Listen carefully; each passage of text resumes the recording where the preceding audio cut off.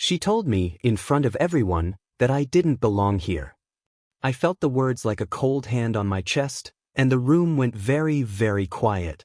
My name is Duke, and I keep quiet because I've learned silence is cheaper than conflict. I'm 29, raised in a small Ohio neighborhood, now working mornings at a family-owned grocery store in a Midwestern college town. I know every folding table, every dent in the produce cooler, every regular who orders the same coffee every Tuesday. I take pride in the routine. I stock shelves, I fix the register, I smile. I don't expect much from people, only to be treated like a person doing an honest day's work. It starts small, the way these things always do. A customer assumes I'm the stock boy instead of the floor manager. Another calls me son, with a tone that makes my jaw tighten. The new regional manager, a woman who's never met me before, asks me, in front of the staff, if I can handle the night shift, because she worries about situations in our neighborhood. I force a smile and answer, yes, ma'am, and backstage I stare at the fluorescent lights until my face stops aching. The microaggressions stack like unpaid boxes in the back room. A coworker jokes that I must be fast with my hands, as if skill is a stereotype and not my training. My daily checklist becomes a ledger of small wounds, the way customers follow me down the aisles, the way a woman crosses to the other side of the cereal to avoid me. I tell myself I will leave it alone, that dignity is endurance, and I bury the anger beneath the apron. Then comes the day of the delivery. A Saturday morning, the store bustling, the bell at the door chiming like a metronome. I'm checking invoices when a regular, a white woman with a sharp, practiced smile, approaches the register fuming. Her receipt is crumpled. Her voice is high and quick. She says a pack of razors is missing. She stares at me the way someone scans a room for a scapegoat. I saw him take it, she says, pointing straight at me with a certainty that makes everyone look. Her finger is a spotlight. That man. He slipped it into his coat. I freeze. The room tilts. My coworker Mitch, who's been my friend for 3 years, looks confused. The woman's eyes cut to the security camera as if expecting it to obey her.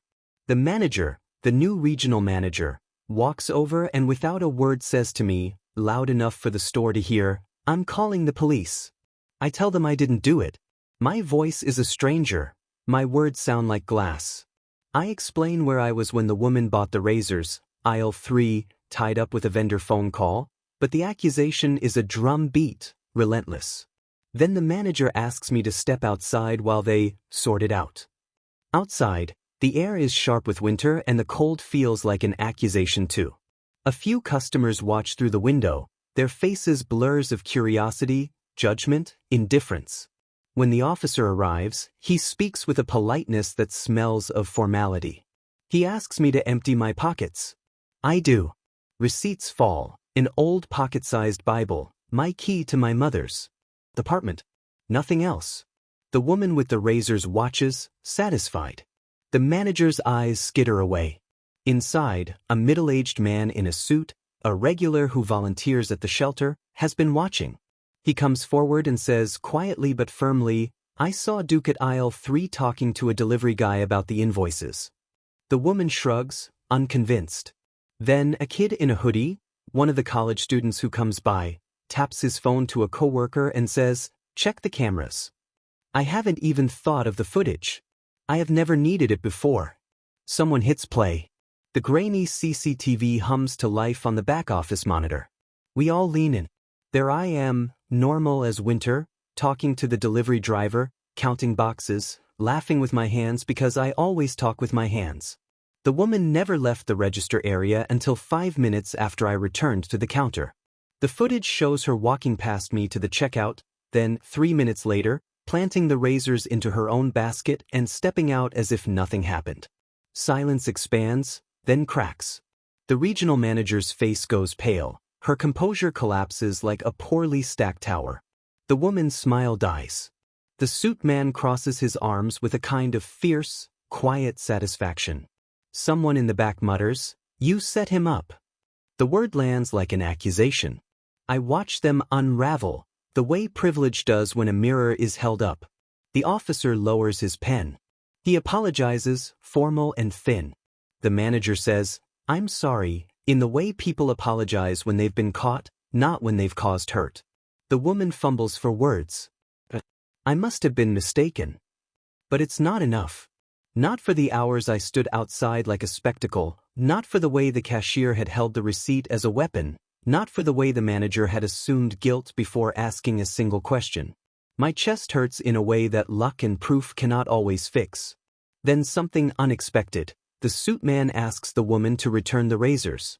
He does it not with fury but with a steady, public kindness that ruptures the tension. He looks at the manager and says, loud enough for the whole store, "You owe him more than an apology." People turn their heads. The college kid uploads the clip. Phones hum. The story becomes more than a moment. It becomes a thread. The footage circulates online. Our small town watches. The store's regulars start sending messages. Are you okay? We saw what happened. A local reporter calls. The company, which had been complacent and distant, calls me in, not with the manager but with someone higher up, someone who asks, with real concern, how they can make amends. They offer training, a public apology from corporate, and a donation to the community center where I volunteer. The manager is placed on leave. The woman who accused me is invited to the store for a meeting. She refuses. The officer who'd patted his pen against his knee shows up with a shameful look and says, "I'm sorry," like a small patch. All of that, the policy changes, statements, the newfound attention, matters. Money and procedures matter. But the real change, the small human flip, is when Mitch brings me a sandwich and says, "You kept your head. You did it right." When the suit man, his name is Tom, shakes my hand and says, "No one should be made small so others can feel safe." When a young black kid from the neighborhood stops me on the street and says, "I saw it. You stood tall." That means something more than an official memo. I go home and sit on my mother's couch and understand something I already knew. Justice is rarely instantaneous, and kindness doesn't always arrive in time to prevent harm. But sometimes the truth wakes up a sleepy system. Sometimes a single recording can lift a flag on a problem that people pretended not to see. If you listen closely, the story isn't about a pack of razors. It's about the way people assume the worst because of the color of a man's skin. It's about how small cruelties pile up until they look like facts. But it's also about the power of witnesses, the courage of strangers who refuse to look away, and the way truth, when given light, can mend what silence has torn. I'm not a victim telling you my pain to make you uncomfortable. I'm a man asking to be seen fully, flawed, proud, ordinary. Treat me like the human being I am. Respect is simple. Respect is listening, not assuming. Respect is watching the footage before you judge the person. If this story moves you, that movement is where change begins. Speak up when you see it. Don't let someone else's dignity be the shortfall that keeps your day simple. Remember, empathy is louder than accusation. Thanks for watching. Don't forget to drop a comment. We read every single one. And if you enjoyed this video, please like, share, and subscribe to the Black Diaries. Your support brings us closer to our goal of reaching 1,000 subscribers.